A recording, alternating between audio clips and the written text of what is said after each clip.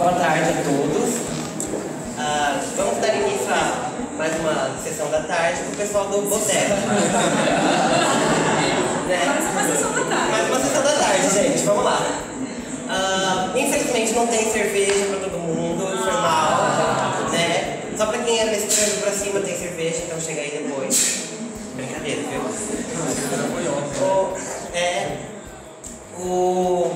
Pra quem alguém aí conhece o que é o Boteco Riverista, acompanha, sabe que essa galera é muito boa, eles trazem temas excelentes. Eu particularmente acompanho quase todo domingo.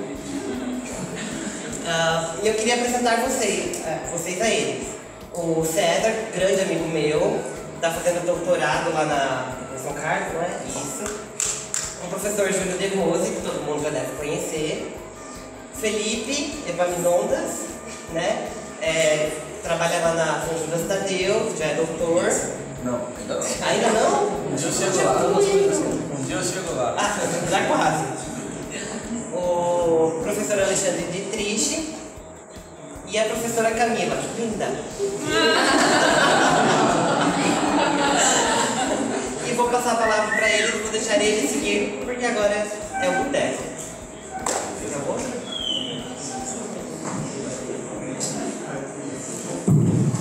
Bom, galera, boa tarde, primeiramente. Provavelmente, se vocês estão aqui na sala, vocês já devem ter assistido pelo menos um boteco, ou pelo menos 10 minutos de algum boteco, né, para saber o que a gente está fazendo aqui. E foi no ano passado, acho que foi no ano passado que a gente fez. Não, teve uma Jaque antes. Que a gente falou, poxa, vamos fazer um boteco tipo num congresso, a gente coloca todo mundo sentado e improvisa uma discussão e vê o que sai. A gente fez uma Jaque, acho que a primeira que a gente fez foi em Bauru. Acho que a primeira que a gente fez foi na BPMC. Mas teve uma Jaque antes da BPMC. Não é possível. Enfim, teve uma Jaque, eu acho. Teve a BPMC, o Júlio estava com a gente, e aí a gente foi para outras Jaques e a gente sempre, até a Camila estava me falando. Mas como é que vai ser essa discussão? Porque o que vocês vão perguntar? Eu não sei muito bem, eu assisti um outro e falei, essa é a energia que a gente quer. É um improviso mesmo. A gente chega e vamos ver o que sai. E aí a ideia de fazer um boteco sobre comportamento social, acho que veio principalmente porque a gente notou como é um tema que parece que, pelo menos na agenda dos congressos, a gente observou que começou a ficar de escanteio a despeito de uma cada vez mais popular menção às discussões sobre cultura. E sobre cultura, sobre uma forma específica de olhar para a cultura e as discussões sobre comportamento social, a gente achou que foi se perdendo de certa forma. Então foi se tornando, ela fazia parte de outras discussões. Mas uma linha a gente não vê, por exemplo, linhas de pesquisa, até onde eu sei pelo menos, na análise do comportamento social bem desenvolvidas, e a gente acha que é um tema que merecia destaque, então a gente resolveu começar com ele. A gente até trouxe algumas citações para tentar começar o debate e nos fala o que você quer falar. Não, só para eu falar assim, bom, então a gente está aqui no último dia de congresso, né? Não sei quanto vocês, mas a gente acabou de comer uma feijoada, né? Tudo meio assim. Então, pelo menos, a gente vai tentar fazer um bate-papo aqui, né? Uma conversa, uma coisa mais descontraída, para que a gente não fique pescando, para que vocês não fiquem pescando durante as nossas falas, eu espero, né? E aí a gente selecionou esse tema, né? O César já explicou mais ou menos o porquê. E a gente selecionou aqui esses ilustríssimos convidados. E assim como a gente faz lá no Boteco, no YouTube, eu vou pedir para que cada um se apresente da maneira que achar melhor. O pessoal que está aqui na sala não conhece vocês ainda. Então vamos da esquerda para a direita. Bom, eu sou a Camila Chão de Mello, sou professora do Departamento de Psicologia Geral e Análise do Comportamento da UEL, também sou orientadora do mestrado, oriento algumas cabecinhas que estão por aí, né, Luiz? Tenho trabalhado na temática da cultura já faz um tempo, comecei mais especificamente no doutorado e depois no pós-doutorado. Fiz sanduíche com um professor que é bem reconhecido nessa área, que é o professor Bernardo Guerri. Eu acho que a gente vai trazer algumas contribuições dele aqui também, e acho que é mais ou menos isso. Fui orientanda do Júlio De Rose durante um bom tempo também, enfim, que também está orientando o César, né? Eu acho que uma questão são relevantes e importantes aqui. Talvez a primeira já foi respondida por ela, que o nome do homem é Bernard Guerin, e não Guerin nem Guerin. Antes dessa questão aí, a gente já... E antes de apresentar, eu quero complementar a apresentação do César aí, dizendo que ele foi meu aluno no mestrado e eu tenho muito, viu, César, orgulho de dizer que você foi meu aluno, você que está galgando os degraus da fama aí. E eu sou professor da Universidade Federal no Paraná, há 10 anos já, né? Estava dando conta esses dias, cara. Aí a pessoa fala, você está ficando velho. E não sei bem o que eu estou fazendo aqui. Mas é sério, ninguém sabe exatamente o que a gente está fazendo aqui. Mas tudo bem, depois a gente fala sobre ele. Em parte você já esclareceu um pouco da pergunta, mas depois eu queria esclarecer isso um pouco melhor. É isso. Eu sou Felipe, um dos criadores do Biblioteca junto com o César. Eu fiz psicologia em Goiânia, na PUC de Goiás, fiz um mestrado, especialização em clínica lá. Atualmente estou morando em São Paulo, dou aula na Universidade de São Judas Tadeu e atendo em consultório particular também. Ok, eu sou Júlio Perruzzi, eu sou professor da Universidade Federal de São Carlos, estou há um certo tempo lá, e até alguns daqui foram meus orientandos, a noção, não sei se oriento ou desoriento, mas tem alguma coisa. Bom, eu sou o César Rocha, eu fui orientando do Alexandre no mestrado, estou sendo orientado pelo Júlio no doutorado, e também por isso eu queria trazê-los aqui, fiquei feliz com o aceite, e também sobre a Camila, que trabalhou com quem eu quero trabalhar em breve, com o Gary, né, aparentemente. Há controvérsias, há controvérsias, mas eu acho que tem que aceitar o que diz a Camila e o Guilherme, acho que também falam. Vocês estiveram lá? Desse jeito. Quando eu conheci, o pessoal lá nos Estados Unidos, o Stephen Hayes, que era o editor dele, chamava de Bernard Guerin. Aí o Guilherme fala Bernard Guerin. Eu sempre chamei ele de Bernard Guerin e ele nunca reclamou, mas... Porque nem todo mundo deve estar entendendo por que a gente está discutindo sobre o nome do cara aqui. Talvez alguns de vocês nem saibam. O cara tu sabe muito mais do que eu. Eu sei que o cara é australiano e escreveu um livro importante chamado Analyzing Social Behavior, alguns princípios que eu não me lembro. O que mais, Camila? Fala aí. Analyzing Social Behavior. Behavior Analysis and Social Science. Analyzing Social Behavior. Não vou lembrar exatamente como agora era só. Que negócio. Mas lá as pessoas chamam ele de Bernard, né? Enfim. Bernard. Eu acho que todo mundo foi dar uma olhada no livro, talvez, porque ele tem nas tentativas de definição dele de comportamento social, ele constantemente até diz, olha, talvez nem seja tão importante assim a gente ter uma definição fechada do que seja comportamento social, mas se eu entender, pode começar a falar sobre isso, né? Ele está só enrolando aqui, né, cara? Então deixa eu só falar. Eu não fui aluno de ninguém aqui, tá? Só que sou eu, rapaz, por isso você está bem aí até hoje e tal.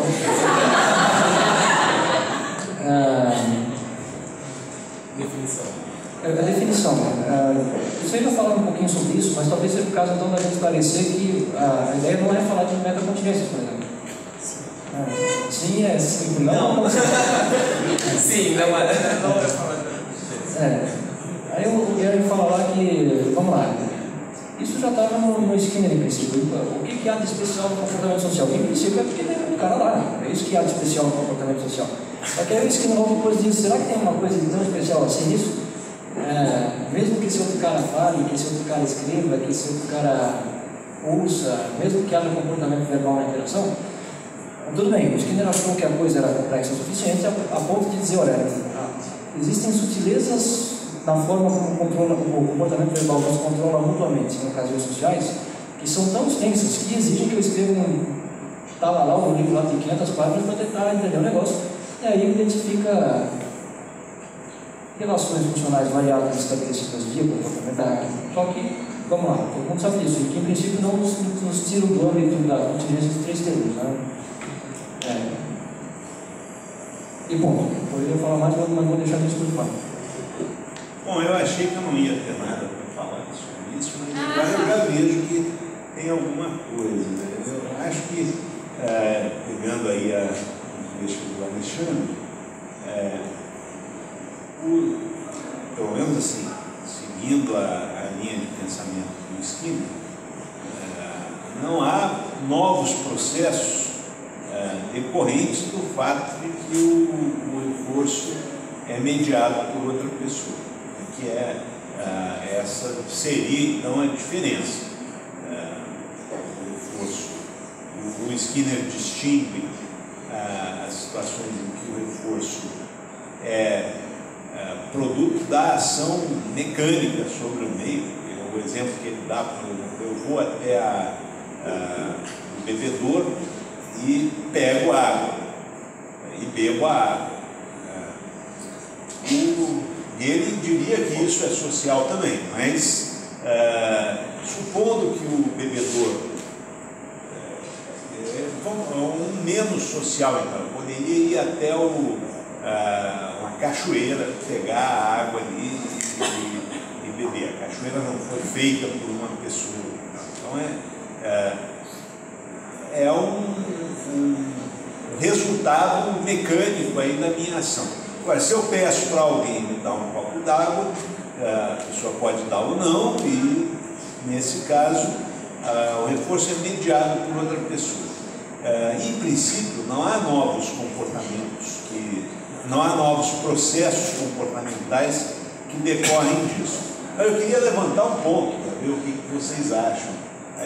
Eu acho que, embora não haja, de fato, eu concordo que não há novos processos decorrentes disso, mas um ponto que às vezes não se leva muito em conta é que, aí indo para naqueles famosos 3 níveis de seleção, tem o cultural, tem o ontogenético, tem o filogenético, em que os nossos ancestrais eles dependiam muito do grupo para sobreviver. E isso ainda permanece com a gente. O ser humano sozinho não tem quase condições de sobreviver. Então, eu suponho, eu não sei até que ponto Skinner provavelmente diria, isso precisa ser estudado, né? Até que ponto os estímulos sociais se tornaram filogeneticamente salientes para o ser humano. O Skinner dá um exemplo, ele diz: o sorriso se torna reforçador porque ele está emparelhado com vários outros reforçadores primários. Não, os etólogos hoje já mostraram que o sorriso tem propriedades filogeneticamente estabelecidas. O bebê sorri com uma determinada idade gestacional, responde ao sorriso, etc. E todos os seres humanos parecem responder a certas expressões faciais de uma maneira filogeneticamente programada. Bom, eu acho que eu vou pegar o gancho com filogênese para falar que eu nem tinha falado isso com vocês antes, mas coisas acho que importantes do comportamento social. Eu acho que dá para diferenciar no Skinner o comportamento social filogenético e o comportamento social que a gente chamaria de cultural. Ele tem vários textos que ele vai falar de comportamento social como selecionado filogeneticamente. E aí não é verbal, né, obviamente. Ele está falando de comportamento social no sentido que o outro, o quão específico o outro da espécie é importante como ambiente ou como estímulo para o comportamento. Aí ele dá os exemplos etológicos das danças das abelhas, né, dos rituais entre os animais. Então acho que isso é uma coisa, e ele chama de comportamento social, de origem filogenética no texto Filogênese e Ontogênese do Comportamento, fruto aí de um primeiro nível de seleção. E o comportamento social, eu acho que daí ontogenético e cultural, que pode ser verbal, mas nem todo comportamento social é verbal, então acho que ele está muito mais presente em quase todos os organismos, num certo sentido. O que difere são os controles, eu acho, né? Para o texto do Skinner, não para o texto do Guerin, ainda que daí para ele quase tudo é social, e aí acho que a gente pode discutir isso mais para frente. Esse é o ponto no qual eu queria chegar, e daí eu acho que valeria a pena a gente fazer uma retomada histórica de o que era o comportamento social lá no começo, e depois para chegar no Guérin, nessa questão de que não todo comportamento humano é social, porque parece que uma das minhas ideias foi voltar para as origens, aquela de Schoenfeld, que é antes, inclusive, de Skinner. Eu queria ler uma citação com vocês, que é a seguinte: em 1950, isso é um livro, ele diz que a definição dele é de que o comportamento social pode ser descrito como aquele para o qual estímulos reforçadores ou discriminativos são ou foram mediados pelo comportamento de outro organismo. Por mediado, quer-se dizer originando-se de ou em conexão com, e não há nenhuma intenção de forçar a conotação da palavra. Não se pretende nem incluir a entrega pelo experimentador de um bocado de alimento ao rato que pressiona a barra, pode ser uma situação social para o experimentador, mas não é para o rato. Nem excluir o comportamento do náufrago que fala consigo mesmo ou faz roupas de pelos, pois ambas as atividades foram socialmente adquiridas. Você trouxe a definição dos químicos? Depois dessa, depois dessa, 53, o Skinner, o professor Kescher, quem assistiu a palestra dele, traz a definição que está lá no CCH, Ciência e Comportamento Humano, que o Skinner fala: comportamento social é o comportamento de duas ou mais pessoas, uma em relação à outra ou em relação ao ambiente comum. Eu acho que para Skinner não necessariamente precisa ter consequência imediata. Acho que para comportamento verbal sim, mas para social não necessariamente, nessa definição. E aí que eu acho que entra a discussão do Guérin de que todo comportamento humano é social, no sentido que a maioria dos nossos comportamentos são verbais, e aí sim, mas acho que era isso, que eu acho que tem um pouquinho de diferença para a definição do Skinner para comportamento social. Eu acho que não precisa ter mediação de consequências, como tem no comportamento verbal. Só o fato da gente, você ser ambiente para mim, mesmo que ambiente em termos de discriminativo, por exemplo, já pode ser o suficiente para a gente estabelecer uma relação social. Eu acho. Camila, pegando essa definição do Skinner, tá? De ciência e comportamento humano. Eu estou olhando aqui essa citação aqui, e aí quero a sua opinião, né? Não precisa basear nesses autores ou Skinner, sei lá. Porque me chamou a atenção aqui do náufrago que fala consigo mesmo. Isso seria um comportamento social? Do meu ponto de vista, sim. Do meu ponto de vista também. O que o Guérin coloca, que eu acho que é bem legal, para a gente definir comportamento social, pensar primeiro que comportamento não é uma coisa, a gente olha para uma instância aqui do comportamento. Eu sempre falo para os meus alunos, comportamento é um fluxo, né? Ele é um operante, então para ele ocorrer ele tem uma história ontogenética, filogenética e tal. E para esse comportamento, falar consigo mesmo sozinho num ambiente ocorrer, este operante tem uma história. Isso é só uma instância. E essa história tem um controle social. Então, por isso eu chamaria isso de social. Isso eu acho interessante também, se você, assim, pegando dessa, que é uma definição mais antiga, e depois tentando comparar com o que ele vai desenvolver, né, aqui é uma pessoa falando consigo mesmo, assim. Mas é considerado social porque você não precisa ter duas pessoas na interação para ser considerado social. Eu acho que o que ele está dizendo é os estímulos com os quais a pessoa está interagindo tem que ter sido providos por outra pessoa. Essa é a questão, né? Você precisa estar interagindo. Camila, me corrija se eu estiver errado, mas eu acho que isso aqui é uma definição, vamos lá, eu posso estar errado, mas é uma definição praticamente idêntica do Guérin. Já esqueci o sobrenome do certo aqui. Porque o Guérin fala, os três elementos aqui da contingência, se tiver qualquer outro ser humano que esteja mesmo que indiretamente envolvido no próximo, mesmo na resposta ele fala, e aí seria o caso do comportamento verbal, a aquisição da resposta e tal, eu vou considerar social. E a coisa aqui parece correr mais ou menos no mesmo sentido, né? Ele não pretende excluir o cara falando consigo mesmo, perdido no meio do mar lá. Não pretende excluir porque o cara está emitindo o comportamento socialmente adquirido. É isso que está querendo dizer aqui, aparentemente. E ele tem um ouvinte. Ele fala com um ouvinte que foi condicionado socialmente a prover o reforço para o comportamento verbal do falante. Exatamente. Corre que o ouvinte é ele mesmo. Ele só se entende como ouvinte porque ele foi condicionado para isso por uma comunidade verbal. E aí ele está. ele não quer incluir a entrega do experimentador que dá para o pombo lá. Por quê? Supostamente porque não são espécies. É isso, né? Que eu estou pretendendo. Pode ser uma situação social para o experimentador, porque o cara não vai nem saber o que ele está fazendo no laboratório, só que vai ensinar para ele, mas não é para o rato, no sentido de que ele não precisa aprender a comer a pelota. Se fosse automaticamente, não faria diferença. Essa é a questão. Então, assim, é interessante que é uma discussão que o Stephen Hayes trouxe recentemente, naquele livro de 2001. Ele faz essa observação, que a definição do Skinner seria inadequada e improdutiva, porque ela é muito abrangente, ela inclui tudo. Inclusive, o Reis acha que ela não serve porque ela inclui tudo. Inclusive, o comportamento do rato na caixa do Skinner seria verbal, de acordo com a definição do Skinner. Porque a caixa foi construída, mas a do Skinner o reforço é mediado pelo experimentador. Mesmo se a caixa é automática, o experimentador programou ali. Só vou levantar uma bola aqui. Eu acho que seria importante a gente diferenciar social de verbal.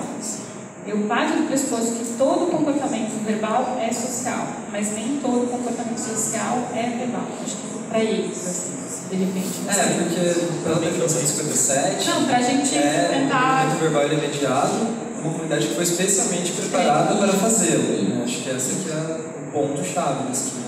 E daí na preparação a gente vai falar sobre o comportamento do ouvinte.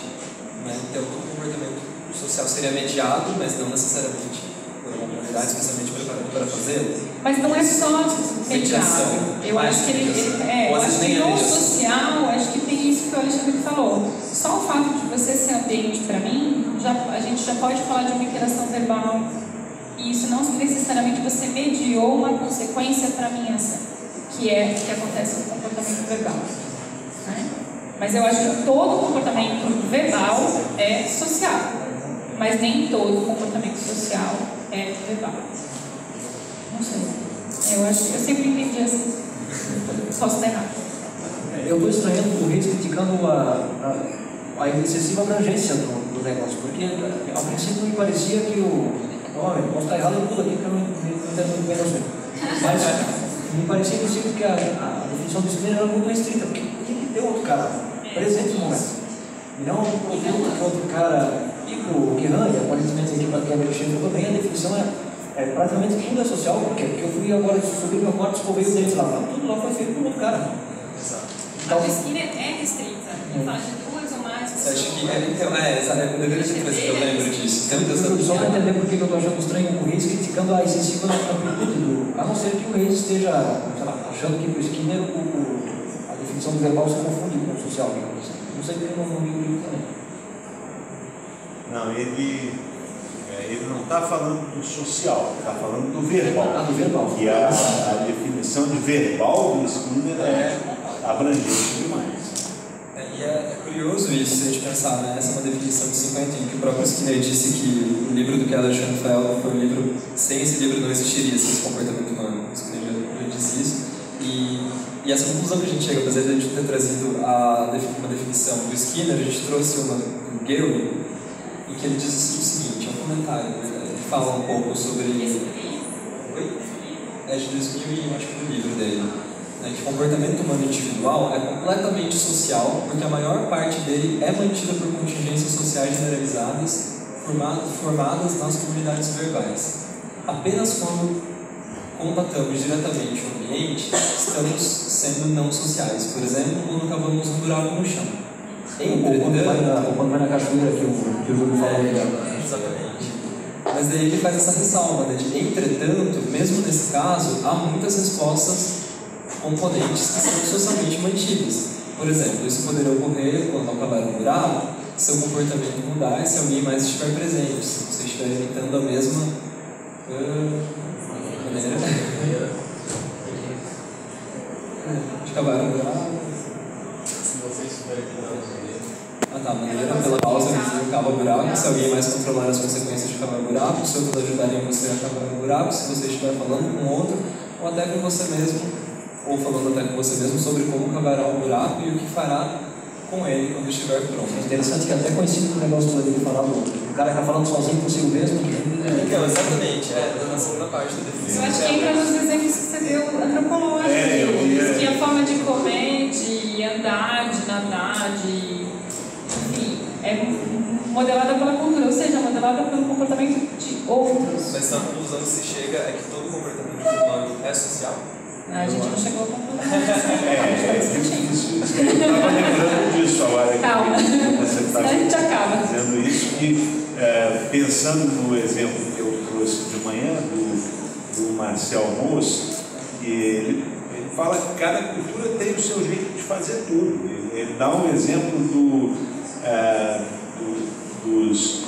da Primeira Guerra Mundial, que ele estava no exército francês, e eles tinham tropas inglesas junto. E ele dizia que quando um francês tentava bater o tambor para os ingleses marcharem, ou vice-versa, dava tudo errado, porque o francês marcha de um jeito e o inglês marcha de outro. Então isso valeria para cavar buraco. Cavar buraco, várias outras coisas. Dá muitos exemplos de como cada uma dessas coisas, o Mauss chama de técnicas corporais, que são modeladas pela cultura. Ele só não sabe qual é o processo pelo qual isso acontece. Ele fala como se magicamente o fato de o sujeito ser de uma cultura levasse ele a andar de certa maneira, comer de certa maneira, e fazer a excreção de certa maneira. Até isso ele observa que é diferente para uma cultura e para outra. Nós usamos banheiro, e mesmo até a maneira de usar o banheiro pode variar de uma cultura para outra. O Marcel Mauss é antropólogo. A gente não fala magicamente, só que a gente tem as nossas dificuldades que são insuperáveis também, né? A gente também, às vezes, é obrigado a parar na constatação de que, beleza, as culturas são diferentes e tal, a gente tem que levar isso em consideração, e aí a gente, é inevitável isso, talvez não seja inevitável, mas joga a coisa no saco sem fundo, não, é a história de vida do cara, né? Na verdade, 3 histórias, filogenética, contingenética e cultural.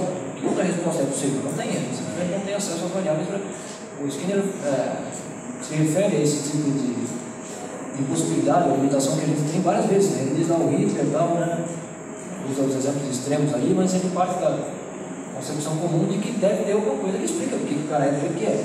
A coisa, na verdade, os processos são a conjunção das 3 histórias, sendo que a gente não tem como saber por que a infantada francesa bate o tambor diferente.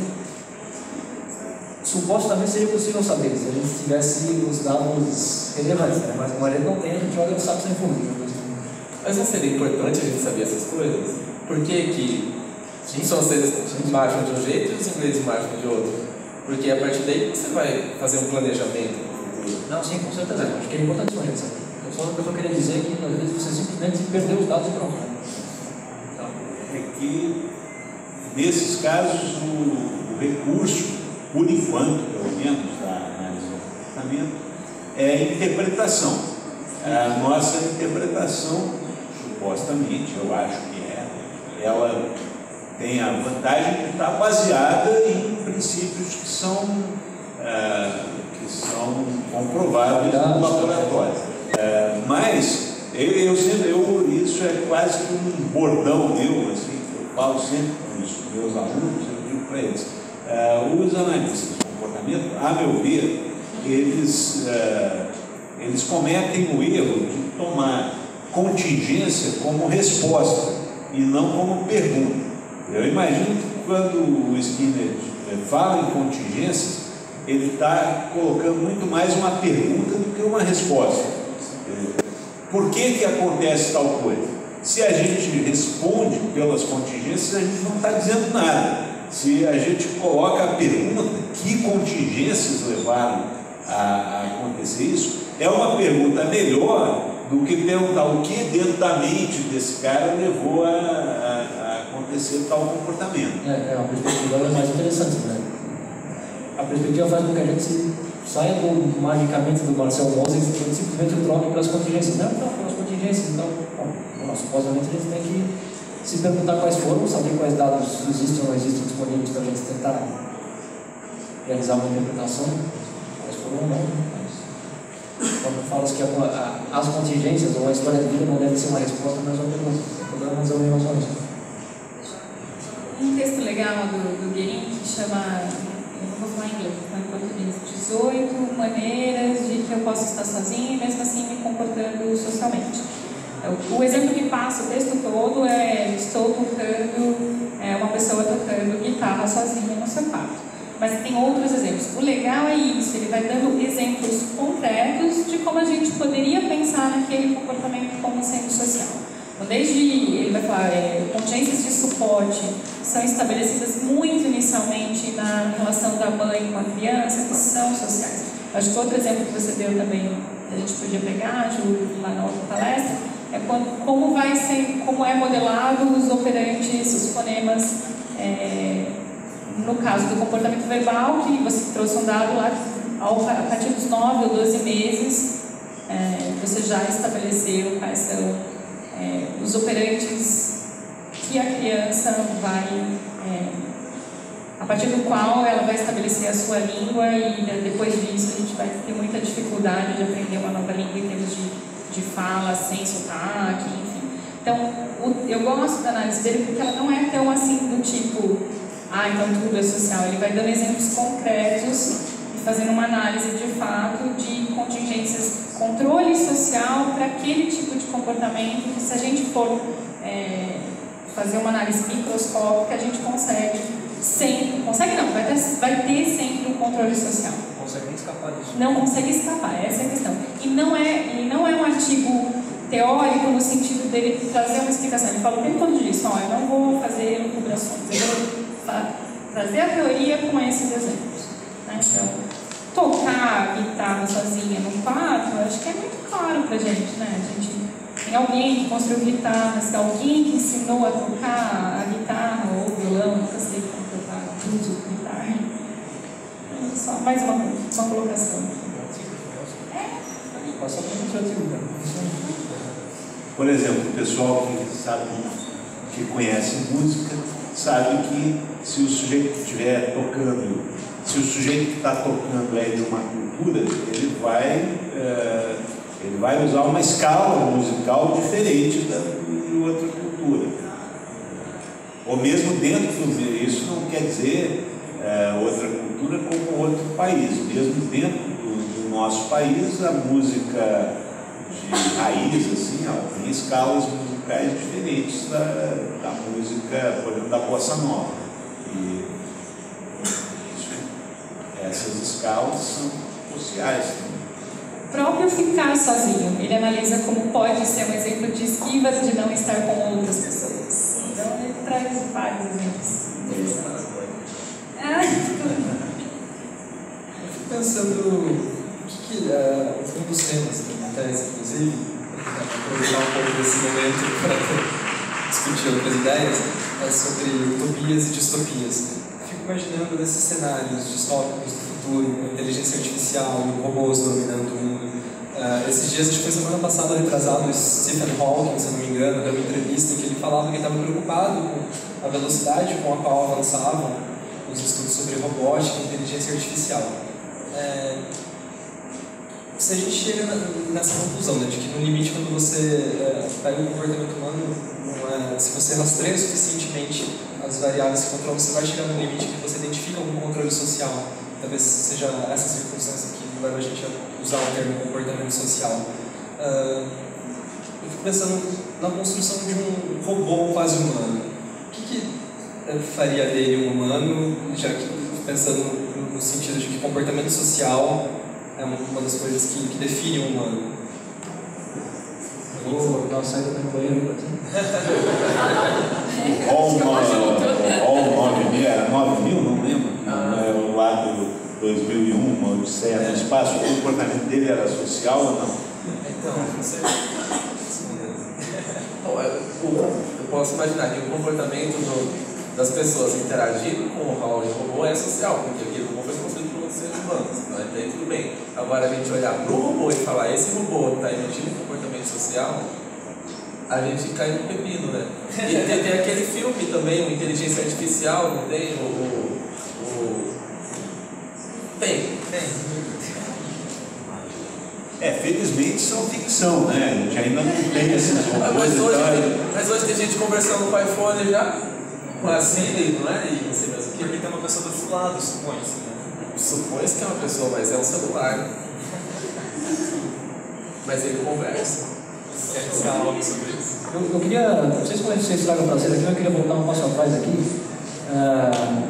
Essa é uma discussão muito interessante, eu sempre puxo para os meus alunos também. Ela é interessante porque ela faz a gente tentar definir melhor alguns termos, talvez. Mas talvez a gente esteja indo um pouquinho depressa demais, não sei. Eu vou tentar sintetizar um pouco o que a gente falou sobre o comportamento social até agora. Aparentemente, a gente tem uma definição do Skinner que é, salvo o melhor juízo, relativamente restrita, no sentido de que tem que ter um cara ali do lado para você chamar um processo social. E uma outra definição do Guerin, como queiram, bastante parecida, talvez até igual a do Kerr Schenfeld, ampliando demais a definição do comportamento social, talvez até demais, no sentido de excessivamente. Mas vamos lá, dizendo que é difícil ou impossível você encontrar um comportamento que não seja social. E eu queria que a gente tentasse explorar um pouquinho as consequências disso. Ainda, por que é importante? A gente poderia até se perguntar. O Guerin chega a sugerir no livro dele que talvez não seja tão importante assim. Olha, para mim, os meus objetivos de trabalho aqui, eu vou ter essa definição ampla e tal, mas eu também não quero nem ficar patinando muito tempo em cima desse negócio aqui. Então a gente poderia se perguntar, como, por exemplo, será que isso faz alguma diferença para a gente em termos experimentais? A gente não está tratando de um processo comportamental básico, pelo jeito, né? E a gente pode, diante disso, se perguntar qual é a importância do negócio. Talvez tenha importância, vamos chamar de filosóficas mais amplas, no sentido de que a gente pode se reconhecer, todos nós benditos radicais, como psicólogos sociais.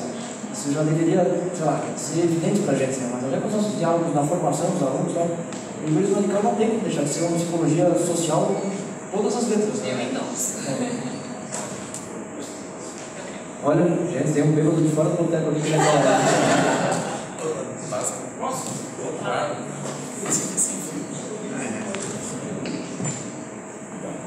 Oi, tá muito legal porque tem uma grande discussão e, na verdade, sistematizações que eu acho que são interessantes em relação a isso. Eu vou propor uma discussão que eu não sei se ajuda, mas o social ser considerado um adjetivo de um comportamento, de um conjunto grande de comportamento, ele não atrapalha no seguinte sentido. Acho que a Camila descreveu alguns exemplos em que o comportamento ele adquiriria esse adjetivo de social por conta da sua história de desenvolvimento. Em outros comportamentos, o adjetivo social ele estaria sendo bem utilizado por conta das variáveis presentes. Mas o que eu acho que às vezes me complica para fazer esse tipo de análise é tentar identificar qual que é o comportamento que é social. Eu vou trocar a expressão. Quais as variáveis de qualquer comportamento que podem ser entendidas como sociais? Porque a gente, não sei, às vezes o que me parece assim, a definição de qual comportamento é ou não social, por essa amplitude, ficaria mais complicada e, nesse sentido, mais fácil de a gente avaliar quais variáveis de quaisquer comportamentos são sociais ou não. Sabe? Então, eu estou quase avaliando se às vezes a própria expressão comportamento social não é ela que determina esse tipo de dificuldade, digamos assim, de definição. Eu acho que o caminho é pensar, o Guerin acho que falaria isso, variáveis produzidas por outras pessoas, pelo comportamento das pessoas. Por isso que na análise dele quase tudo é social. Saliento novamente, não é verbal, social. Tá? Então eu acho que variáveis que são produzidas é bem simples por outras pessoas. Mas é simples e está em tudo isso, né? E eu acho que às vezes uma distinção importante para fazer é que envolve outras pessoas, pessoas se transportando juntas ou umas em relação às outras, na história, não necessariamente nesse momento. Eu acho que o Skinner, quando ele fala isso, ele não está falando que tem que ser nesse momento. Pega um exemplo. Se eu chego e peço, aquele exemplo dele, eu peço para o Alexandre um copo d'água. O Alexandre diz, não, levanta e pega você mesmo.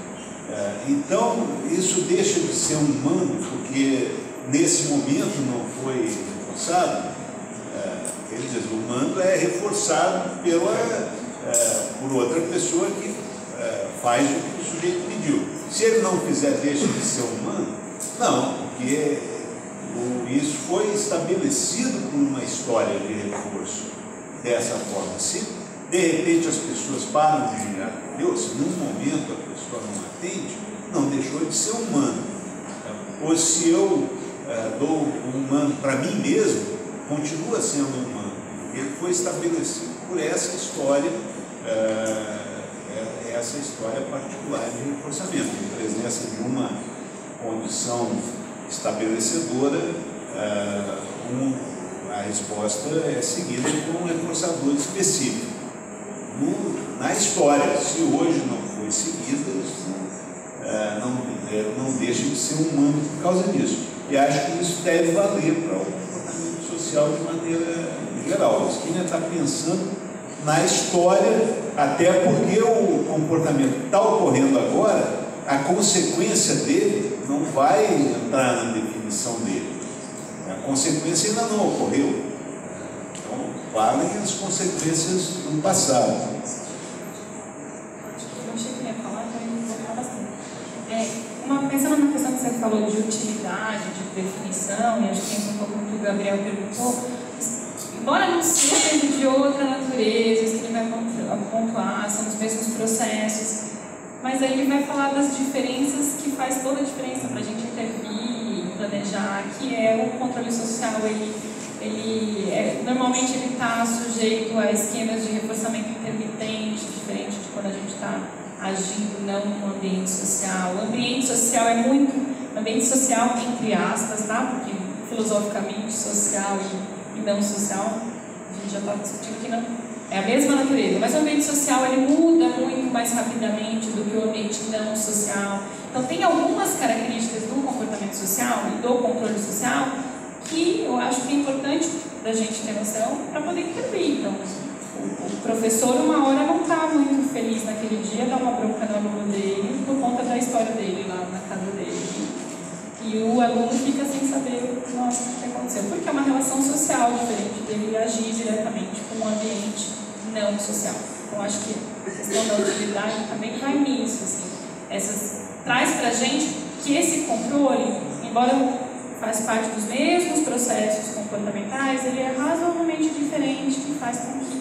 E aí gera tudo, né, gente? Gera comportamento adequado, patologias, por conta das nossas interações sociais. Agora acho que eu vou falar mais aqui. Sei lá, né, cara? Tem uns conceitos que fazem mais ou menos diferença, né? Não sei se eu estou pirando aqui.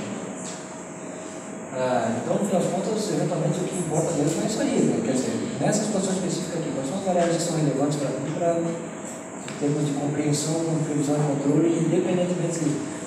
Não me parece que seja muito interessante, para mim, um exercício banal, eu ir procurar um cara mergulhando lá na cachoeira, que nenhum homem postou na cachoeira antes, e vai dizer, não, então tá ali, né? Sei lá, a gente pode eventualmente até. Fazer experimento. Por outro lado, a gente poderia dizer o seguinte, não, a gente sempre tenta ter certos acordos conceituais mínimos que são importantes em qualquer ciência e tal, né? E não obstante, eu vou chutar, arriscar aqui que não tem nenhuma ciência que tenha acordo conceitual sobre tudo. A gente está sobrevivendo muito bem até esse momento sem um acordo conceitual, por exemplo, sobre comportamento social. Provavelmente isso não me dá certeza de que a gente não deva buscar esse acordo e tal, né? Só que a Camila tem razão quando ela diz que o que importa é o que importa.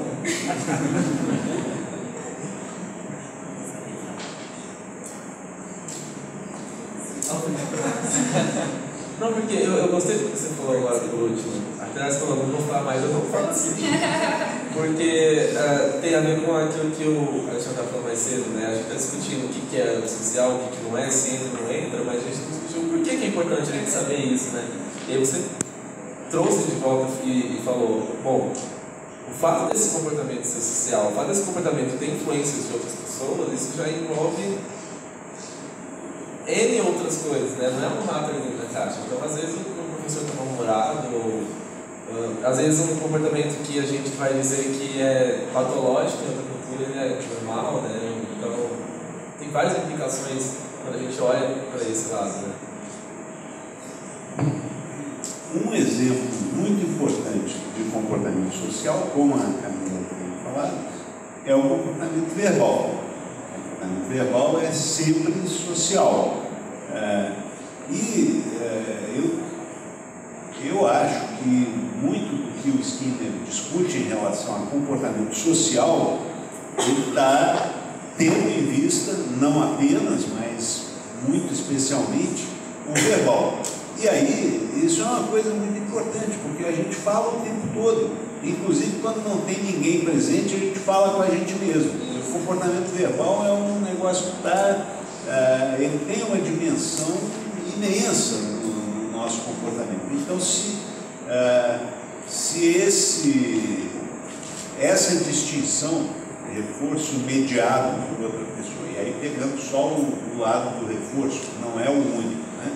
Mas se essa distinção de reforço mediado por outra pessoa ou não mediado por outra pessoa, ela é crucial para a definição do comportamento verbal, então é uma distinção de grande importância, pela própria importância do comportamento verbal.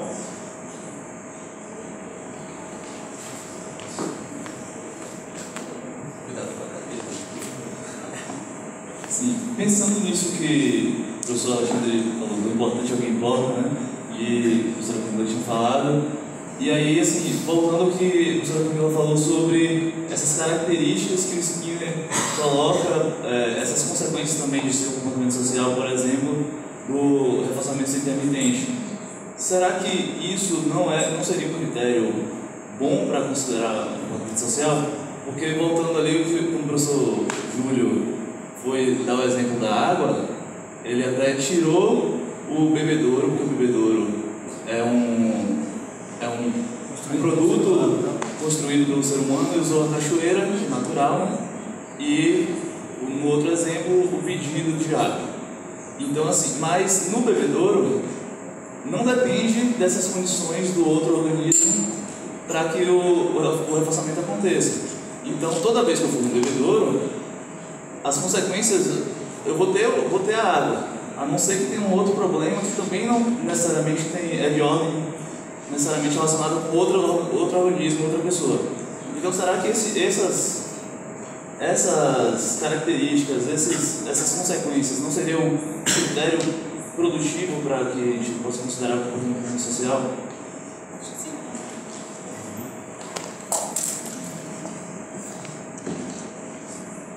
Nem sempre quando eu vou procurar o professor ele está disposto a falar comigo, né? Ele é totalmente diferente do bebedouro. Acho que é outra característica que ele coloca no senso do comportamento humano, da diferença do comportamento social, que nessa interação, o outro como ambiente, ele muda o tempo todo, a cada minuto. Então essa instabilidade do ambiente social, num certo sentido, pensando em relação à estabilidade do ambiente não social, parece que define também. E aí eu acho que é importante a gente esclarecer, porque é com esse ambiente que a maioria das pessoas vão lidar, né? Os alunos, os professores, o sujeito na clínica, o terapeuta, os ambientes onde o psicólogo analisa o comportamento vai atuar. Então acho que sim, eu concordo. Acho que entra na definição dele. Acho que não é só uma sugestão, faz parte da definição dele. Embora todos os outros operantes também têm operantes em ambientes não sociais que estão sob o controle de esquemas intermitentes, tá? Tudo bem? Não é diferente nesse sentido. Mas no comportamento social isso é muito mais presente. Acho que é isso que o Skinner coloca no todo. Sei lá, de qualquer modo, isso que a Camila falou no final, aí eu acho que pode criar atividade no negócio. Dá para pegar isso, para que seja o comportamento social, desde que você encontre aquilo em ambientes não sociais também. Eu poderia até dizer, e por que não? É uma característica importante você identificar, olha, frequentemente em ambientes sociais aqui você tem a função intermitente. Mas sei lá, não parece que dê para definir por aí o que seja comportamento social, ou o que seja possível produzir, não socialmente também esses mesmos esquemas. Sei lá, cara, chegar um cheiro sem sair de cima, mas desde o momento que a gente propôs a pergunta, a gente não esperava. Deixa eu só saber, existiam mais situações aí, vocês vão botar ou só essas duas? Na verdade a gente trouxe essas duas porque a ideia era começar com as definições e daí discutir esses problemas de diferença entre elas, etc.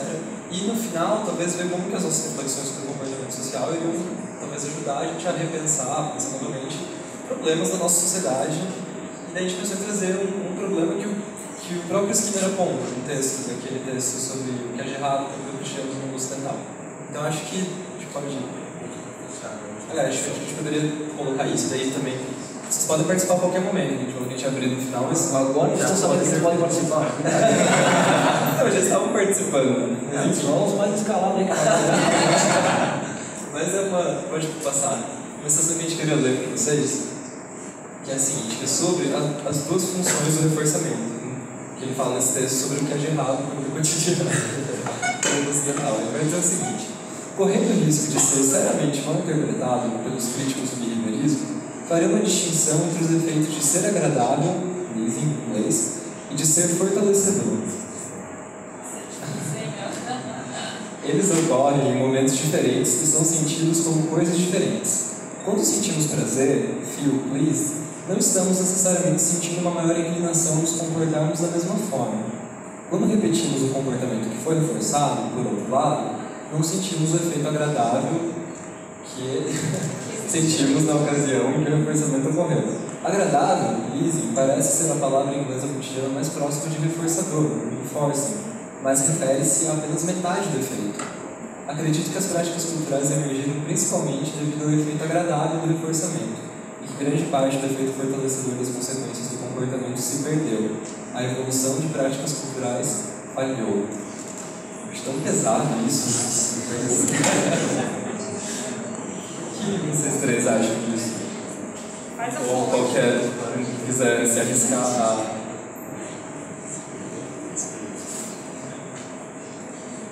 Porque eu acho, pelo que eu lembro desse texto, que eu não tenho certeza, faz tempo que eu li, eu acho que ele está falando aí do fato de que na vida ocidental a gente tem muitas coisas agradáveis e poucos comportamentos. As pessoas não têm... A gente faz pouco e ganha muito. Então o efeito fortalecedor ele desapareceu. Tem o efeito prazeroso, mas isso não gera comportamentos. É louco, né, cara? Porque, pô, isso é quase inevitável, né? Aí o cara chega e fala que a mulher faz pouco e ganha muito. Mas não faz pouco. Pô, o cara conseguir inventar um carro que o cara aperta o botão e a janela levanta, muita gente teve que ir aonde para chegar nesse ponto. Né? E, sei lá, aí o cara vai viajando, mas será que é evitável o cara chegar nesse ponto? A gente está procurando isso mesmo, né, cara? Quer estar bem. Isso que eu penso. E a gente não Isso também, essa última frase aqui já é terrível, né? A gente quer se dar bem. Essa coisa lá da lei de Gerson, né? Mas veja só, uma das poucas áreas, algumas áreas em que o Skinner é bem visto, uma das áreas em que ele é bem visto é na gerontologia. Aquele livro dele, o Viva Bem a Velhice, foi um livro que fez sucesso e teve imensa influência. Essa ideia de que o idoso ele tem que se comportar para obter as coisas, e que isso não é sacanagem com ele, pelo contrário, isso melhora imensamente a qualidade de vida. Isso é uma coisa que hoje todo mundo aceita. Ninguém mais que trabalha com idoso deixa de reconhecer isso. Por isso que ele vai insistir, né? Você não deve fazer a coisa para o cara se você tem a chance de deixá-lo, construir, não fazer e ele conseguir fazer o negócio.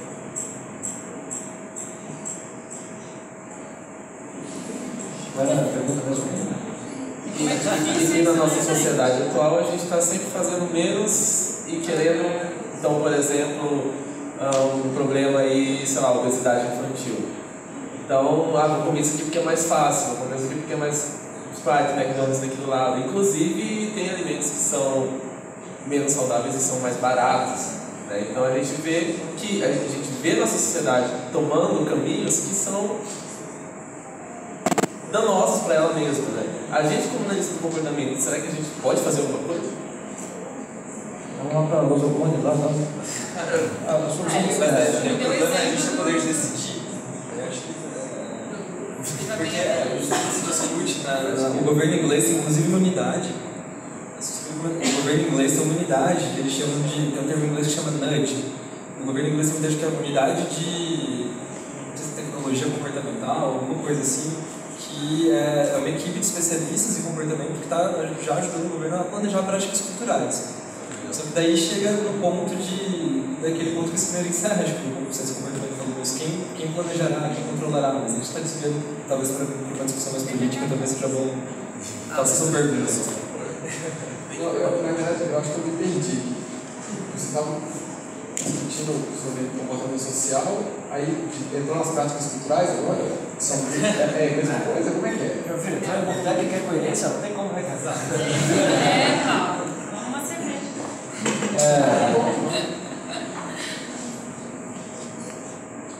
Vocês são organizadores aí, vocês têm que falar, cara, se vira. Basicamente, porque eu imaginei que a gente fosse chegar no ponto em que a questão seria quase qualquer discussão vai ter envolvido comportamento social. Então a gente chega no ponto que ia se tornar um pouco circular. A gente falou, então vamos trazer alguma questão relacionada à cultura para tentar encerrar. Acho que foi mais ou menos essa, mas fazendo a ressalva de que nós estamos fazendo uma identificação ao mesmo tempo. Ou seja, eu já estava prevendo, eu acho que a gente ia chegar meio que no meio que você saiu daqui, eu já estava meio que prevendo antes, né? Sei lá. Acho que seria possível ainda explorar um pouco mais as explicações do negócio. Não sei se é desejável aqui, mas que seria possível seria o quão importante é você definir comportamento social no contexto experimental, por exemplo. Eu acho muito difícil você mandar um experimento com um cara só e dizer que é comportamento social ou uma revista lá de psicologia social. Os caras vão dizer que não é. Eles vão continuar. Isso é uma das. Queria falar? Deixa eu só complementar, pegando o gancho aqui, você falou no começo, ninguém vai estar estudando isso. Marcelo Benvenuti lá na USP tem uma linha de pesquisa em comportamento social, trabalhando com questões experimentais. Então, acho que não está tão fora, assim, ainda tem algumas pessoas estudando. Vamos olhar para o comportamento social antes de falar em práticas culturais, antes de falar em metacontingência, X, Y, Z. Eu acho que tem também esse movimento na análise do comportamento no Brasil, inclusive estudando com animais. Aquilo que eu estava falando. O Skinner, eu acho que o comportamento social não é só específico da espécie humana. Enfim. Como vocês estão falando esse negócio aí, eu bati a cabeça no experimento do dia, cara.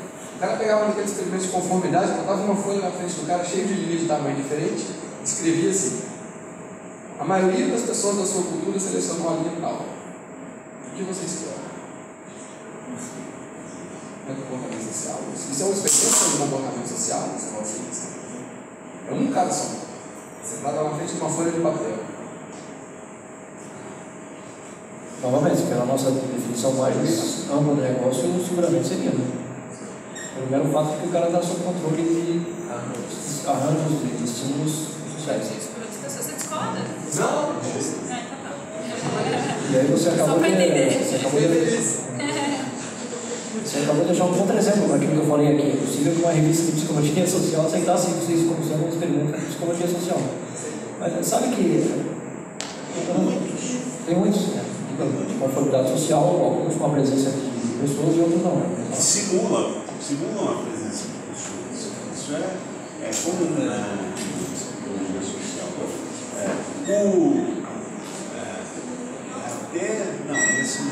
Mas tem, por exemplo, tem um experimento famoso que eles investigam a influência do número de pessoas presentes no comportamento de prestar ajuda. Só que eles fazem isso com o sujeito numa cabine fechada, ele acha que ele está participando de uma discussão ou com uma, ou com 3, ou com 5 pessoas, na verdade está ele com uma gravação, mas dependendo do número de pessoas que tem supostamente na gravação, quando um deles tem um ataque, a latência de prestar ajuda muda. Quanto mais gente tem supostamente na situação, maior a latência de prestar ajuda. Mas o sujeito está sozinho. Alguém queria te interromper? falasse um pouco mais da distinção entre comportamento social e comportamento verbal.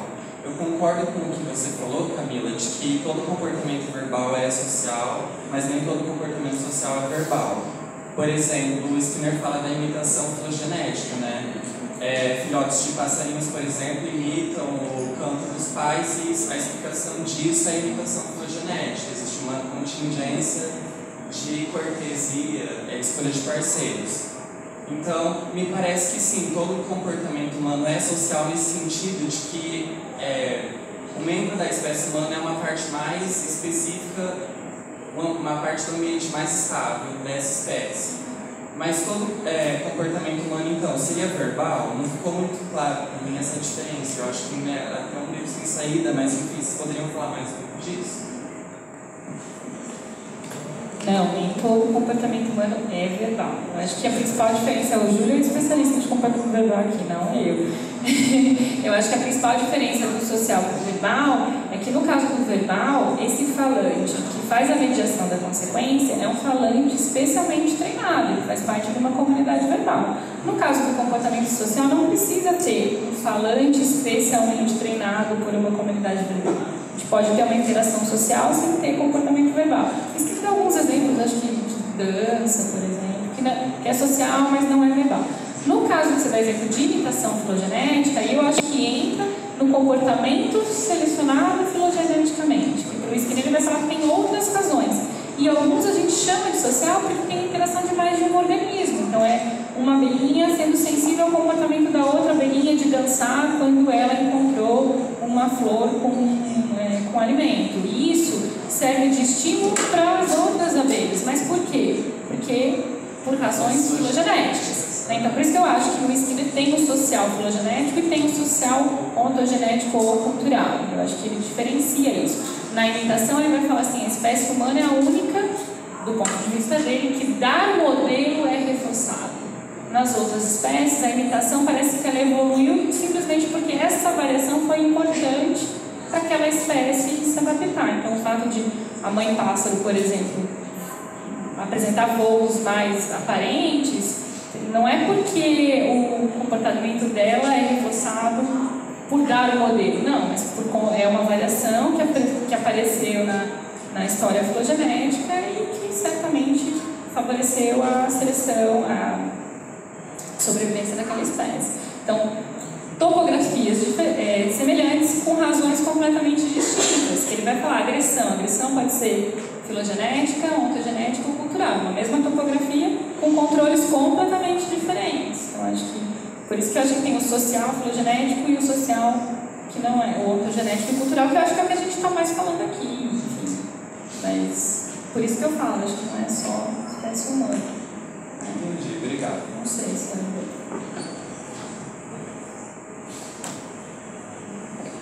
Eu queria pegar uma discussão que ficou um pouco em dúvida para mim, que a professora Camila, o Alexandre e todos vocês acabaram comentando, a questão do ambiente do controle, né? Que se diz que, a professora Camila especificamente diz que todo comportamento, até no que a gente chama de comportamento individual, né, humano individual, tem um controle social por trás, através de uma história de reforçamento, uma história de punição, enfim. E eu queria que se dá ou não para distinguir o ambiente individual de um ambiente social. Por exemplo, o exemplo do cara tocando guitarra seria um ambiente mais individual, mas que tem um controle social através da história dele e tudo mais, e um ambiente social mais diretamente descritivo, né? Que seria, por exemplo, aqui nós estamos numa sala, esse é um ambiente social mais explícito, né? Se teriam como definir um ambiente mais individual, só que mesmo assim com um controle social através da história e tudo mais. Se você entende. Eu acho que dá para distinguir esses termos que você está falando, só não sei se isso resolve o nosso problema. E bom, falei. E eu acho que uma coisa importante é pensar em instância, em comportamento como uma classe maior, como um fluxo. Dá sim para você analisar aquela instância, quais são os controles imediatos, mas aquilo não é um comportamento de tocar guitarra, é isso que ele fala. O comportamento de tocar guitarra envolve muitas outras variáveis. Você pode, enquanto analista do comportamento, analisar quais são alguns controles imediatos ali. Como o professor Silvio falou várias vezes no congresso, fazer a microscopia do comportamento. Mas o comportamento operante de tocar guitarra é algo muito maior. E aí a gente tem que voltar para o conceito de comportamento no behaviorismo radical. Não é estímulo discriminativo, resposta e consequência ali. Não, isso é só uma instância de um operante. É assim que eu entendo. Vocês podem discordar. E a instância singular, instância singular, pode ser relevante? Pode. E a história é relevante também? É relevante também. Duas coisas, né? Dependendo dos seus objetivos, pragmaticamente falando, são dependendo dos objetivos. São relevantes. Eu queria falar outro negócio, não é para discutir aqui, mas essa sugestão dele aí e a tua resposta me fizeram lembrar da história do Baum, lá. Baum e do Racha, né? Aquela história do. Quero nem começar a discutir esse troço aqui, porque não dá tempo, né? Até porque o Baum vem na BPMC aí e de repente é um momento certo para discutir esse negócio, né? Mas em que. O que é o tocar guitarra? Eu poderia fazer uma pergunta no sentido do Baum é o cara tocando guitarra lá, é isso? Né? Aí ele vem com a história dos extended time frames aí, que eu acho que tem implicações mais amplas até do que o que ele está discutindo aqui, mas fica até uma sugestão de tema para o boteco eventualmente. Vou chamar o Baum para o boteco, né? Quem sabe? O Baum está falando sobre a distinção molar molecular e as consequências disso para. E do hacking também, né, no caso, essa molar molecular. Eu acho que isso faz toda a diferença. Acho que tem tudo a ver com o que a Camila falou, né? Faz muita diferença quando você analisa uma instância, quando você analisa o operante como parte de uma classe mais complexa. E quando você faz isso que você vai identificar que no limite existe uma origem social, uma variável social envolvida em praticamente todo o comportamento humano, pelo menos segundo o ponto de vista do Gehry, né? E aí, eu acho que entra o objetivo, o que você quer, né?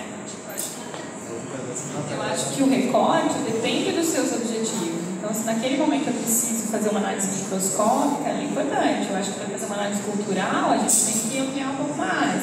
Então, o quanto você faz o recorte depende dos seus objetivos teóricos ou práticos. Acho que é isso. Mas a gente não pode perder de vista esse conceito de operante por esquina, senão fica tudo quebradinho. Pensando em ontologia agora, tá? Eu acho que quando eu queria perguntar fazer mais sentido, mas eu fiquei pensando um organismo humano, ele vai conseguir sobreviver sozinho? Imagina sim, da resposta ao perdão, praticamente todo o comportamento vai ser social, já que depende do organismo. Nesse sentido, faria sentido, em vez de ficar perguntando se o comportamento é social ou não, se o controle social é o controle direto ou indireto, vai ter qual que seria a proposta de intervenção para controle direto e a proposta de intervenção para controle indireto em relação ao outro organismo. Eu não sei se eu entendi exatamente a pergunta. É que, por exemplo, se um organismo humano não consegue viver sozinho, você não consegue se manter sozinho. Vamos tentar definir a coisa a partir desse ponto aí. O Robinson Crusoe, lá na história famosa do esquema, ele sobreviveu sozinho, só que ele tinha ele pegou um extenso de habilidades adquiridas. Se você pegar o ser humano recém-nascido e colocar no chão lá, ele possivelmente não vai sobreviver. Então, nesse ponto, quando ele cresce, ele vai precisar de outro organismo para viver. Ele não vai conseguir viver sozinho. Nesse sentido, já vai ter comportamentos que ele vai desenvolver com base em outros humanos. Nesse sentido, o comportamento já seria social. Então, estou falando disso. Se para um organismo crescer, um organismo humano, todo o comportamento dele já não necessariamente seria social, e se sim, em vez de ficar discutindo se o comportamento é social ou não seria mais eficaz ver um controle social, se é um controle direto, como o bebedouro, ou se é um controle direto, como o que a gente está fazendo aqui. Eu acho que sim. Pelo que a gente está discutindo aqui, o social é tão pervasivo que talvez a amplitude dele o torne um pouco. Eu não sei por que eu estou com isso na cabeça, mas eu estou comparando um pouco com o negócio da superstição, que não designa, sei lá, um processo comportamental básico na contingência, mas designa experimentalmente um conjunto de pesquisas importantes, porque identifica coisas que acontecem ali que nos permitem dizer, bom, aqui a gente está estudando superstição. Aparece comida lá, mas não tem nada a ver com aquilo que ele fez. Né? Já o social me parece que não tem essa capacidade de delimitar características da contingência que, né, tornem a palavra útil para a gente delimitar um campo sul. Já posso estar viajando também. Mas concordo com ele, por favor. O Guerrinha ele fala, o controle social ele é escondido, mas ele é muito preciso. Às vezes a entrada de alguém aqui pode mudar completamente o meu comportamento. Então, dependendo de quem. Pensar aqui, assim, pensando alto, né? Eu acho que do ponto de vista do Steve, será que ele está pensando? Eu acho que o que você disse está correto. Tudo que a gente faz, num sentido amplo, é social, sem dúvida. Agora, alguns tipos de contingência são quase não sociais. Imaginando assim, vamos pegar um exemplo. Eu posso estar jogando dardos, aquele jogo de dardo ativo, tem um alvo lá. Se eu vou acertar o alvo ou não, vai depender unicamente da mecânica lá da minha jogada. Então isso vai modelar, essa consequência mecânica vai modelar o meu comportamento de jogar dardo, independente de qualquer observador.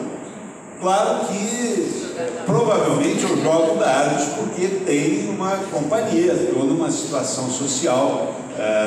Essa situação estabelece o acertar o alvo como reforçador, etc. Mas se eu pego essa relação entre acertar o alvo e a topografia da minha resposta, isso modela o meu comportamento independente da situação social. Não sei, eu estou chutando aqui. É diferente, por exemplo, de eu jogar pôquer. As contingências no pôquer são totalmente diferentes. Tem alguém lá atrás pedindo a palavra? Na verdade, eu queria falar. Aquele lá atrás. Vai falando de manhã, então. Só lembrando.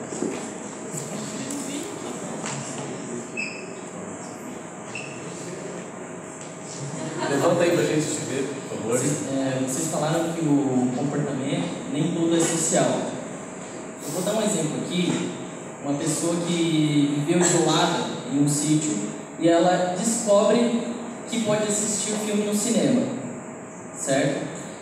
Aí entra a questão, ela vai ao cinema para assistir o filme, só que ela está no social, ela está interagindo com o social. E daí entra a questão, aonde fica a diferença da cultura e o social? Será que realmente a cultura, assim, eu entendo que a cultura e o social, elas são coisas divididas. Onde entra essa diferença?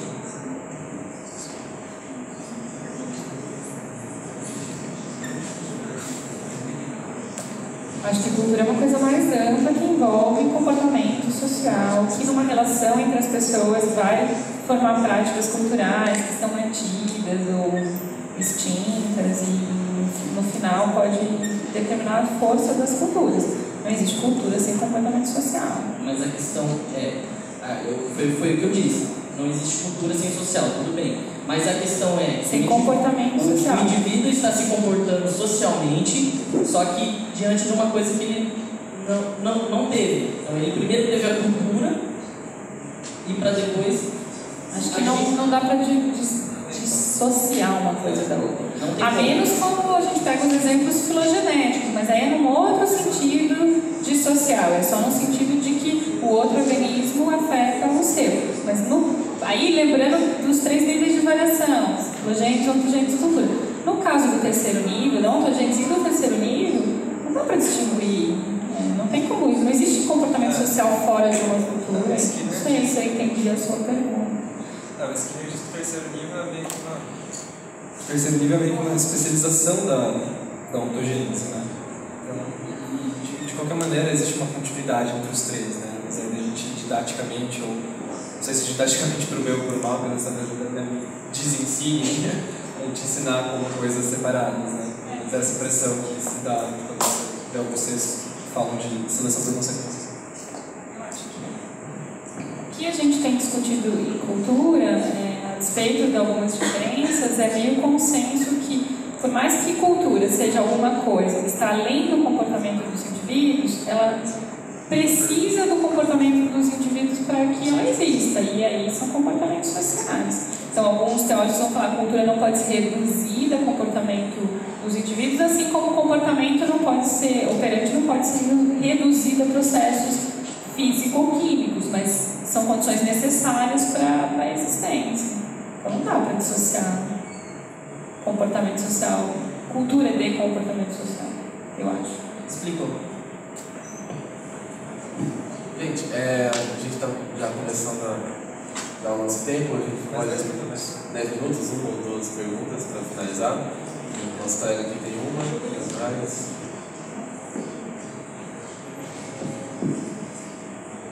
Até porque ainda quero saber se tem realmente algo especial no comportamento social. Tem o outro, como assim? O outro é tão especial. Pra mim é. Só voltando à observação que a professora Camila falou, assim, sobre o conceito de comportamento, e a gente não pode olhar só para o antecedente, a resposta e a consequência imediata ali naquele momento, que é uma coisa histórica, né? E aí eu fiquei pensando, também tem a ver com o que o professor Júlio acabou de falar sobre as consequências mecânicas, né, do jogar dardo, e que essas consequências vão modelar esse comportamento de jogar o dardo. E aí, voltando ao exemplo do tocar guitarra, eu fiquei pensando, será que o comportamento de tocar guitarra de um aprendiz de guitarrista, ali no momento que o professor está consequenciando ele colocar o dedo em determinada forma, em determinada casa, tocar com a outra mão de determinada forma e dando consequência social, será que esse comportamento é o mesmo operante de um comportamento de um guitarrista experiente que vai tocar e ouvir e ficar sob controle desse som, que é uma consequência idiosincrática do momento de tocar guitarra? Porque parece que chega um momento que o comportamento, a consequência social não é mais necessária para manter esse comportamento, porque ele já está sendo mantido por uma consequência natural, idiosincrática do próprio comportamento. Então, será que também seria interessante a gente pensar nessa questão do reforçamento natural para tentar fazer essa diferenciação? Eu acho que você apontou duas coisas importantes, o Guilherme, inclusive, já faz essa crítica, já responde no texto, que eu acho que são diferenças entre mantenedores, ali, variáveis que mantêm, e variáveis que estavam no controle daquele comportamento para a gente dizer se é comportamento social, mas eu acho que de fato ali naquele momento, além de reforços ou controles sociais, tem as consequências idiosincráticas da própria atividade, que podem também estar mantendo o comportamento, porque o comportamento é motivo por mais de uma variável. Concordo com tudo que você falou. Acho que vocês pegaram um exemplo particularmente difícil nesse caso, porque inclusive deve variar de pessoa para pessoa. Tem relatos, são relatos anedóticos, assim, de sujeitos, de novo, entre aspas, muito dotados para a música, que desde criança, por exemplo, tem um relato sobre um cara que depois se tornou violinista, que ele, sozinho, ele pegava uma corda, esticava a corda e começava a esticar mais ou menos, e aí ia produzindo as notas. Ele fez isso sozinho. Aquilo para quem tem, entre aspas, um ouvido musical muito bom, aquilo por si só é um reforçador, nesse caso provavelmente não social. Então os pais desse menino, que por acaso eram psicólogos, se espantaram de ver o sujeito sozinho lá fazendo esse negócio. Ele falou, bom, esse cara tem que ser músico. Isso acontece com algumas pessoas, mas são exceções. A maioria precisa de um treino social mesmo para isso. Eu acho que, já vou dar para o Júlio, mas só para fechar, eu acho que eu não concordo com o Guilherme no sentido de que tudo é social. Eu acho que eu vou na linha da análise do professor Júlio. Mas eu acho que uma coisa interessante é pensar que quase tudo mas, enfim. Júlio, você quer perguntar? É o seguinte, pensando na questão da definição, aqui eu vou adotar a definição do Skinner, mais restrita em relação à definição de comportamento social, no seguinte sentido: por exemplo, uma pessoa que está sob controle, por exemplo, está com um lixo na mão e ela quer se livrar desse lixo. É um reforçamento negativo, ela se livrar daquele lixo, ela joga o lixo na rua, por exemplo. A priori, a gente vai falar que esse comportamento é social pela definição do Skinner, a pessoa interagindo diretamente com o ambiente físico dela. Mas, por exemplo, várias pessoas se comportando dessa mesma forma. Aí várias pessoas jogando lixo na rua, por exemplo, geraria um produto ali sobre o ambiente que pode ser afetado por aquele entupimento do poeiro, levar enchentes, coisas desse tipo, em relação ao ambiente social ali. Nesse caso, a partir do momento que a pessoa, o produto agregado, várias pessoas, então, levam a um efeito prejudicial, no caso, para o grupo, a gente entraria naquela definição de pessoa, por exemplo, em conjunto em relação ao ambiente comum. Então, elas em conjunto, aí, a definição, por exemplo, de comportamento social se orienta depois sobre as consequências atrasadas, na verdade. Eu não poderia definir a priori comportamento social, mas ele definiria comportamento social depois que a gente observa as consequências atrasadas, por exemplo. Não sei, acho que também teria esse foco, a gente teria que olhar não só imediatamente para falar de comportamento social, mas esperar também observar os comportamentos, as consequências a longo prazo para a gente poder definir que esse comportamento foi ou não social no caso. Esse critério é incluído nas definições de comportamento social. Qual critério? A consequência para o comportamento social, para a manutenção do comportamento social.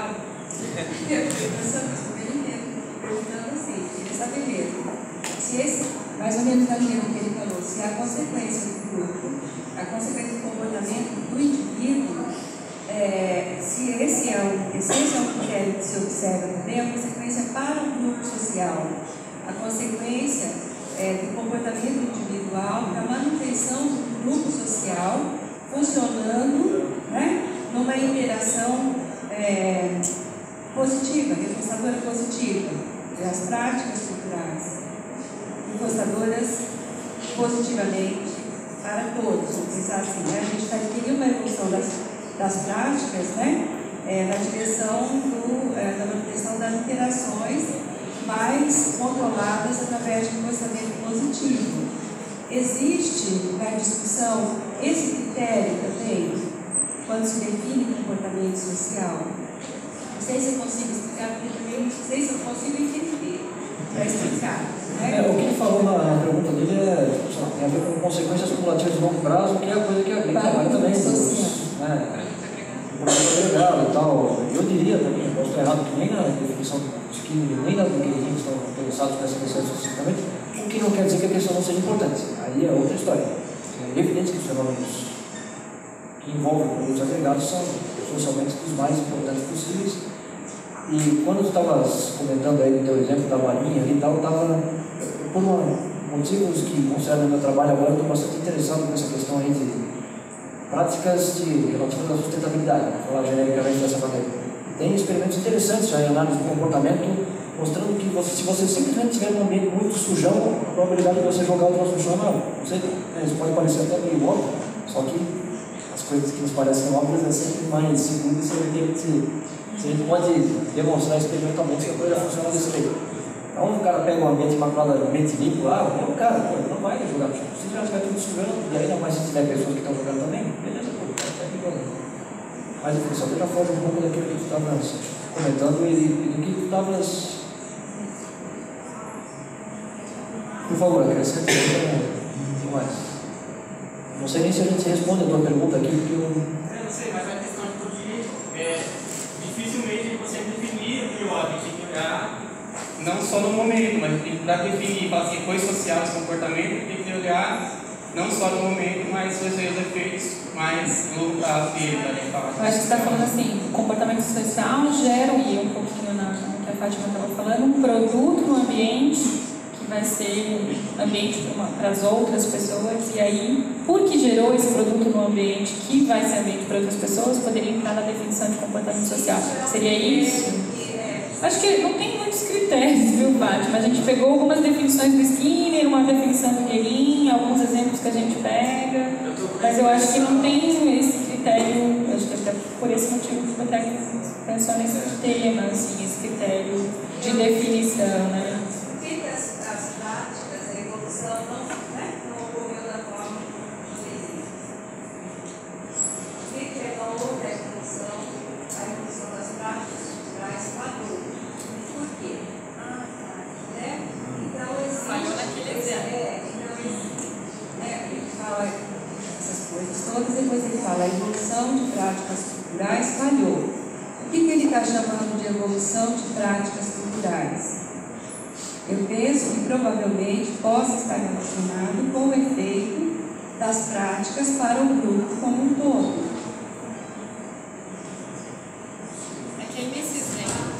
E aí existe um outro critério para a definição, talvez, do que seja, vamos pensar, um comportamento social, não sei, social adequado, não sei.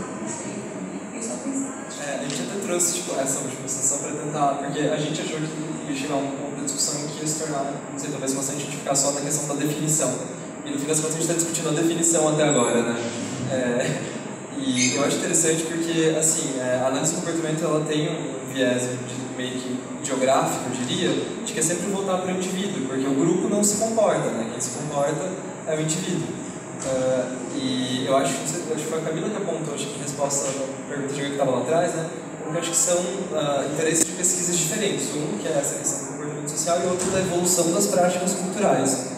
Mas acho que posto que o grupo não se comporta, o indivíduo se comporta, é a nossa maior compreensão do comportamento social e essas definições, que eu acho que o único critério, pelo menos segundo o Guerin e outros, é esse critério muito mais amplo de quem interagir com qualquer variável que teve origem a partir de outro organismo, é que a gente vai poder daí pensar em intervir para questões daí de práticas culturais, de cultura, mas eu não acho que esteja envolvida na definição de comportamento social. Parece que não. Acho que não.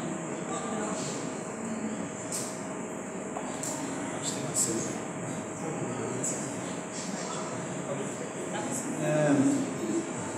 Eu ia dizer aqui, não sei se eu estou viajando muito, eu sempre fico pensando assim, que o Skinner, o interesse dele é mais pragmático, né? Ele quer produzir a possibilidade de intervenções que mudem a vida para melhor. Então eu acho que essa definição ela tem problemas, tanto a de comportamento verbal quanto a de comportamento social. Se a gente for entender como leis, pode ficar implicando com a definição, né? Mas eu acho que do ponto de vista do Skinner, a definição foi bem sucedida, porque possibilitou uma tecnologia de comportamento verbal que está fazendo uma enorme diferença, inclusive fora do Brasil. O Brasil não tanto ainda, mas fora do Brasil isso é o que tem dado agora um prestígio imenso à análise do comportamento. Funciona. Se alguém tiver uma criança autista, a única coisa que consegue fazer uma diferença é a análise do comportamento. Em outras esferas, não só no autismo, também tem uma tecnologia de comportamento verbal que funciona, mas principalmente no autismo. Então, acho que a preocupação do Skinner é muito mais essa, de que alguma coisa que funcione, se ficar pensando assim, bom, mas é muito amplo, porque aí o comportamento do rato é comportamento verbal, eu imagino que o Skinner diria, pouco importa, mas não tenho certeza. do exemplo da Fátima, acho que como ela estava um pouquinho nesse, né, texto, acho que o falhou é no sentido de o mundo ocidental fez com que se separasse o efeito fortalecedor do efeito prazeroso do reforço. E aí milhões de problemas que a gente tem é por conta disso. Então acho que é nesse sentido que eu acho que é nesse sentido que ele fala que a evolução falhou. É óbvio que é metáfora aqui, né? Porque a evolução não tem propósito, então acho que é por isso, a gente separa, é aquilo. As pessoas fazem as coisas para você e não mais você se comporta para ter consequências. Eu já estou entendendo, mais gente que fala, mas você tem razão, rapidamente, eu acho que tem razão quando aponta para a questão da sobrevivência, que a longo prazo, né, perguntando, será que é aí que as práticas culturais falharam? A frase é muito enigmática, né? A evolução de práticas culturais falhou, cada um interpreta como não quiser esse troço. Mas essencialmente ele está dizendo, olha, a gente está virando um bando de preguiçoso e as consequências do nosso futuro disso podem ser desastrosas.